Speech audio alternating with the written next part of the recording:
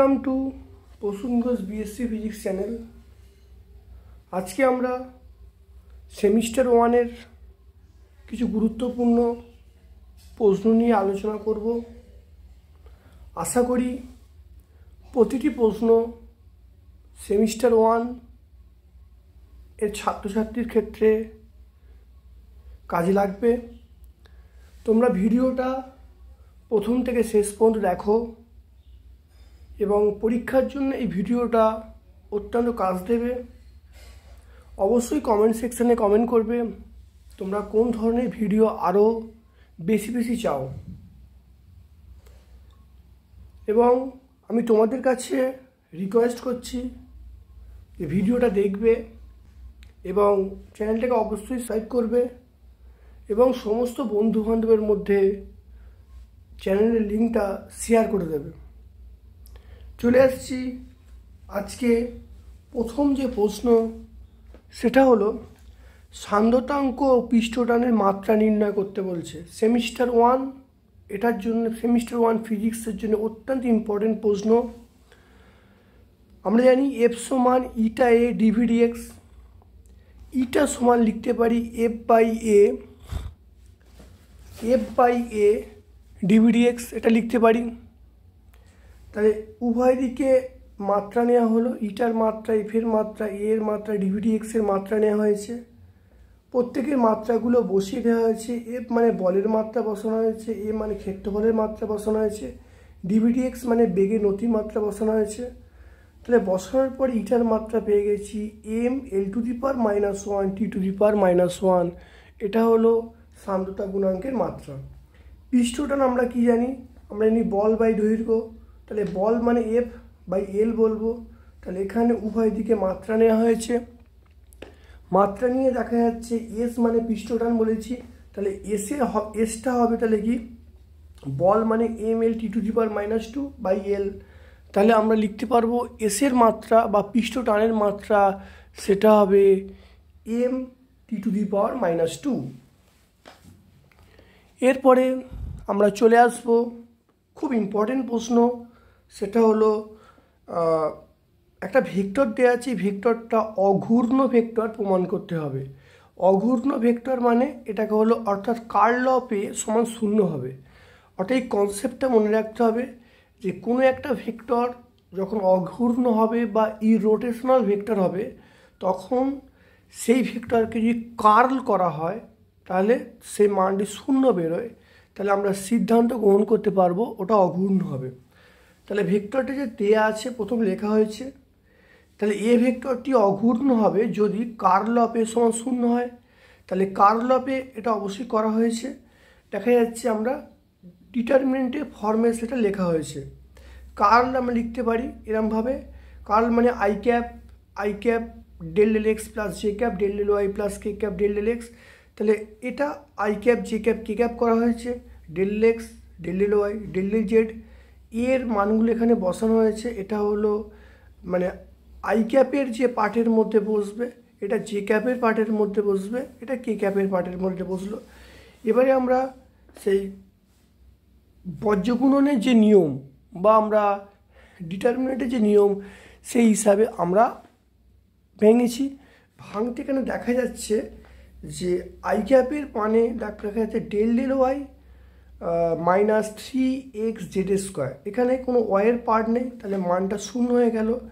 এখানে দেখা যাচ্ছে জেডের কোনো পার্ট নেই, তাহলে মানটা 0 হয়ে গেল। তাহলে আই ক্যাপের যে পোর্শানে দেখো 0 - 0 লেখা হয়েছে। একইভাবে জে ক্যাপ আমরা এখানে করতে পারি। জে ক্যাপ করলে দেখা যাচ্ছে এখানে জেডের পার্ট হলো ডেল ডেল জেড।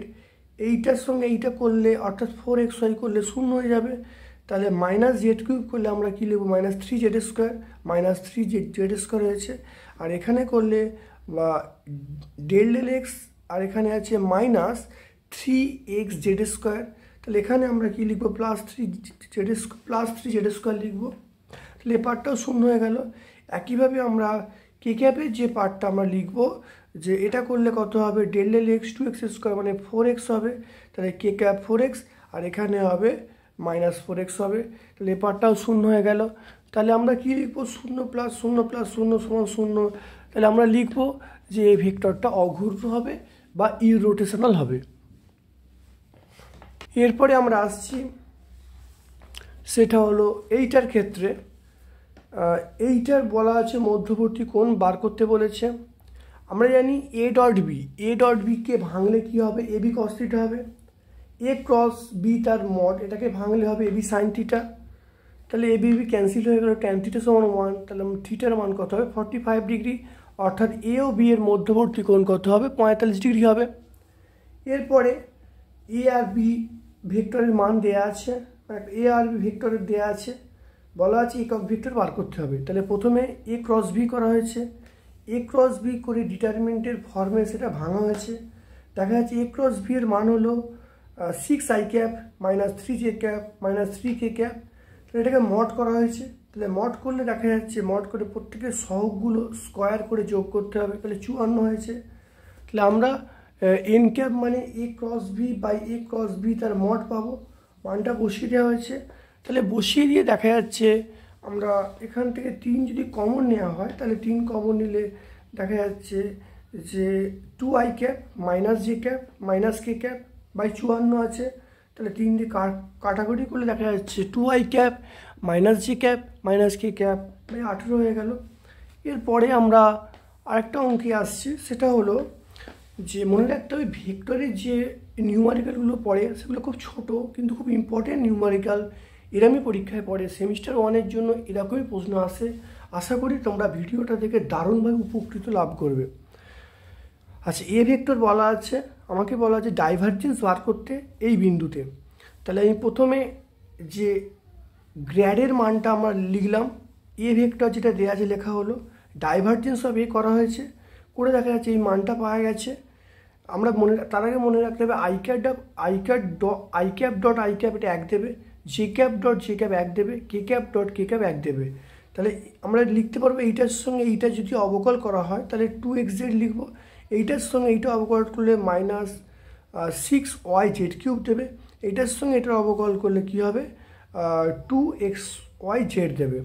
এবারে বিন্দুগুলো বসানো হয়েছে, বিন্দুগুলো বসালে দেখা যাচ্ছে ডাইভারজেন্স অফ এর মান কত পেয়ে গেলাম -2 পাওয়া গেল।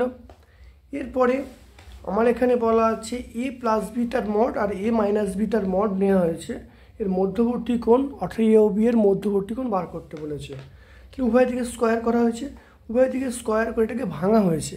ভাঙতে দেখা যাচ্ছে এইটাকে ভাঙতে দেখা যাচ্ছে A square plus B square plus 2a dot B হয়েছে, এইটাকে ভাঙা হয়েছে। ভাঙতে তাহলে কী হয়েছে A square plus B square minus 2a dot B হয়েছে।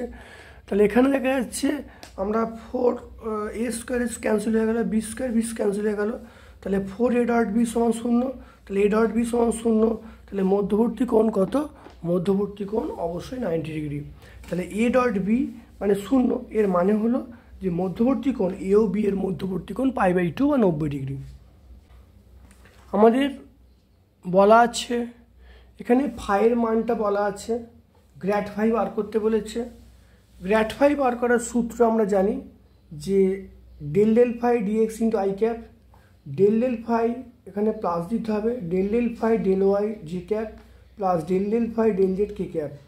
এখানে দেখা যাচ্ছে ফাইয়ের মানগুলো বসিয়ে দেওয়া হয়েছে, অবকল করা হয়েছে। অবকল করার পরে দেখা যাচ্ছে এই মানটা পাওয়া গেছে, বিন্দুগুলো বসিয়ে দেওয়া হয়েছে।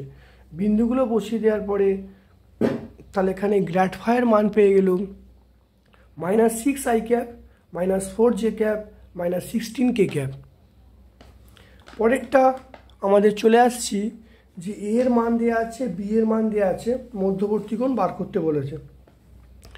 আমরা জানি cos থিটা সমান A dot B by A vector তার মড বি ভেক্টর তার মড। তাহলে এ ডট বি করা হয়েছে, এ ডট বি করার জন্য প্রথম মনে রাখতে হবে এইটাকে এটা ডট করলে দেখা যাচ্ছে তাহলে এ ডট বি, এটা 12 হবে, তাহলে এখানে 12 লেখা হয়েছে। এটা কত হবে, এটা 6 হবে -6, এটা হলো -6 হবে, তাহলে 12 -6 এটা 0 হয়ে গেল। তাহলে cos থিটা সমান 0, cos থিটা সমান 0 মানে আমরা কত বলবো, থিটার মান π/2 বলবো। এরপরে আমরা যেটা আসবো সেটা হলো একটা বল দেয়া আছে, এই বলটা দেয়া আছে, এখান থেকে আমাদের বলেছে যে ইম্পালস অফ ফোর্স কত হবে সেটা বার করতে বলেছে। তাহলে বলের মান দেওয়া আছে, একটা সময় দেওয়া আছে, সেখানে ইম্পালস অফ ফোর্স কতভাবে বার করতে বলেছে। তাহলে এখান থেকে আমরা এফের মান দেওয়া আছে, এটাকে আমরা কি করব, এটাকে আমরা ম্যাগনিটিউড ফরম্যাটে করে ফেললাম। তাহলে ইম্পালস অফ ফোর্স করতে গেলে আমরা জানি যে এফডিটি করব। এফডিটি করার জন্য তাহলে ইন্টিগ্রেশন লিমিট, এখানে সময় বলা হয়েছে 0 থেকে 2 পর্যন্ত, তাহলে ইন্টিগ্রেশন লিমিট করা হয়েছে 0 থেকে 2। এফের মানটা বসিয়ে ইন্টিগ্রেশন করা হয়েছে, ইন্টিগ্রেশন করে আমি পেয়ে গেলাম যে বলের ঘাত সেটা হলো 8 পেয়ে গেলাম। তাহলে বলের ঘাত বা ইম্পালস অফ ফোর্স সেটা কত হবে, 8 নিউটন সেকেন্ড হবে। আজকে আমরা এই প্রশ্নগুলোর উত্তর আলোচনা করলাম। আশা করি তোমাদের ভিডিওটা ভালো লেগেছে। যদি ভালো লেগে থাকে একটা অবশ্যই লাইক করবে। তোমাদের কাছে অনুরোধ করব এই ভিডিওর লিঙ্কটা সমস্ত বন্ধুবান্ধবের মধ্যে শেয়ার করে দেবে। আমার চ্যানেলটাকে অবশ্যই সাবস্ক্রাইব করবে। আমার পক্ষ থেকে তোমাদেরকে ধন্যবাদ জানাচ্ছি। তোমাদের পরীক্ষা অত্যন্ত ভালো হবে। তোমাদের পরীক্ষার শুভ কামনা জানিয়ে আমার ভিডিওটা শেষ করছি। Thank you all my dear students.